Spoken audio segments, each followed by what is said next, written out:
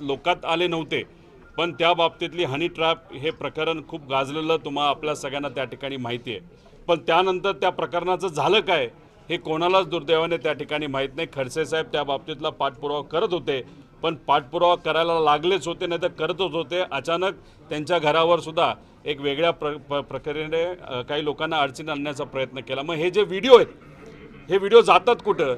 मग या व्हिडिओंचा वापर कुठंतरी नेत्यांना ब्लॅकमेल करण्यासाठी वापरला केला जातो का? अधिकाऱ्यांना ब्लॅकमेल करायला वापरला जातो का? असाही प्रश्न साहजिकच त्या ठिकाणी तिथं निर्माण होतो। हे जे व्हिडिओ समोर आलेले नाही त्यात काही नेत्यांचे व्हिडिओ असू शकतात? व्हिडिओ आहेत, पण दोन प्रकारचे व्हिडिओ आहेत। ज्या पद्धतीने खरात काही महिलांचा अत्याचार त्या ठिकाणी करायचं ती चुकीची गोष्ट आहे, ते व्हिडिओ काही प्रमाणात आपल्या सर्वांसमोर आले, पण सगळेच व्हिडिओ तसे आहेत असं नाही। त्यातले काही व्हिडिओ असे आहेत की ज्याच्यामध्ये एक वेगळ्या पद्धतीने पूजा करणं, ज्याला आपण ब्लॅक मॅजिक म्हणतो, त्या प्रकारचे पूजा करण्याचे व्हिडिओ नेत्यांचे मात्र दुर्दैवाने त्या ठिकाणी बाहेर अजून आलेले नाही। पुरोगामी महाराष्ट्रामध्ये ब्लॅक मॅजिक जर काही नेते त्या ठिकाणी करत असतील तर ते नेते कोण हे सरळपणे पुढे येणं फार महत्त्वाचं आहे, पण ते अजूनपर्यंत आलेलं नाही। माझं एवढंच म्हणणं आहे, SIT तुम्ही स्थापन केली, बऱ्याच गोष्टी बाहेर आलेल्या आहेत, पण काही नेत्यांच्या काही गोष्टी बाहेर येत नाही। मग त्या व्हिडिओचा आणि त्या माहितीचा उपयोग राजकीय दबाव आणण्यासाठी व काही लोकांना आपल्या बाजूला खेचण्यासाठी सत्तेतला मोठा पक्ष म्हणजे भाजप करते का काय अशी शंका मात्र त्या ठिकाणी नक्कीच निर्माण होते। पवार साहेब असं म्हणतात की वारकरी संप्रदाय जे ते धर्मांतर लोकांनी जे ते घुसखोरी केली आणि 60% लोकांची मांडणी धर्मांतर शक्तीला बळ देणार आहे। हे बघा, एक गोष्ट तुम्ही समजून घ्या, संतांचा विचार आणि महामानवांचा विचार हा समतेच्या बाजूली होता। कुठल्याही प्रकारे भेदभाव करू नका ही शिकवण सर्व संतांची होती आणि वारकरी संप्रदायाला खऱ्या अर्थाने या महाराष्ट्राला एकता, समानता, बंधुभाव याची शक्ती त्या ठिकाणी दिलेली आहे।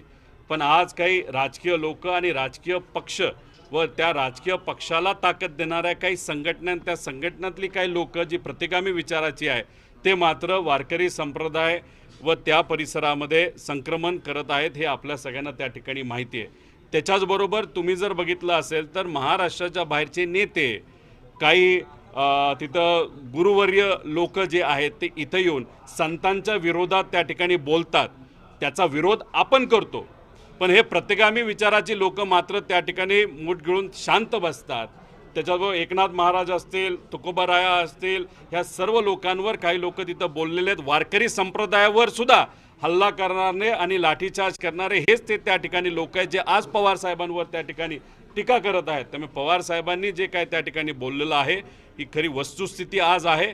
वारकरी संप्रदाय तिथे असणारे सामान्य वारकरी हे अजूनपर्यंत संतांच्या विचाराचे आहेत, पण त्या विचारावर अतिक्रमण नाहीतर संक्रमण करण्याचा प्रयत्न हा कुठेतरी प्रतिगामी नाहीतर मनुवाद पुढे घेऊन जाणाऱ्या विचाराच्या लोक करतायत, हे मात्र त्या ठिकाणी खरं आहे।